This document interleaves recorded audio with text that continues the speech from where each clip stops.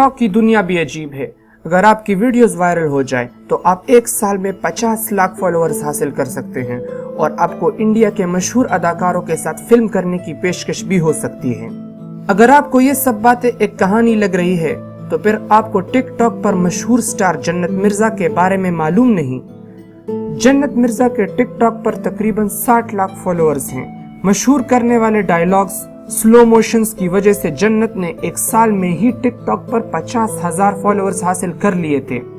Web channel PakTV.tv پر اپنے ایک حالیہ انٹرویو میں جنت مرزا نے یہ انکشاف کیا ہے کہ ان کو بالی ووڈ میں انڈیا کے مشہور اداکار کارتک آرین کے ساتھ کام کرنے کی پیشکش ہوئی تھی، تاہم انہوں نے اس آفر کو قبول نہیں کیا.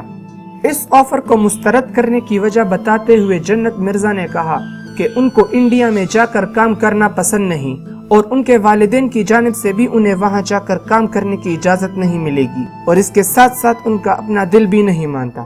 جنت مرزا نے بتایا کہ ان کو 1 ماہ قبل بالی ووڈ سے یہ آفر آئی تھی. جنت مرزا نے کامیابی بہت ہی کم عرصے میں حاصل کی ہے. انہوں نے ماڈلنگ کی دنیا میں پہلے ہی قدم رکھ دیا تھا. جنت مرزا پاکستان میں ٹک ٹاک پر پہلی ایسی فنکارہ ہیں جن کے فالوورز کی تعداد اتنی زیادہ ہے. بیک گراؤنڈ میں چلتے میوزک کے ساتھ ڈائیلاگز ادا کرتی ویڈیوز چند ہی منٹوں میں کئی لاکھ افراد دیکھ لیتے ہیں. اس کے ساتھ ساتھ ان کے روپ بدلنے والی ویڈیوز کو بھی کافی پسند کیا جاتا ہے. مشہور یوٹیوبر زید علی اور شاویر جعفری نے بھی جنت مرزا کے ساتھ ٹک ٹاکس بنائے ہیں جن کو لاکھوں افراد نے پسند کیا ہے. اسی پسندیدگی کی وجہ سے اپنی کیریئر کی آغاز میں ہی جنت مرزا کو پاکستان فلم انڈسٹری میں انٹری مل گئی ہے.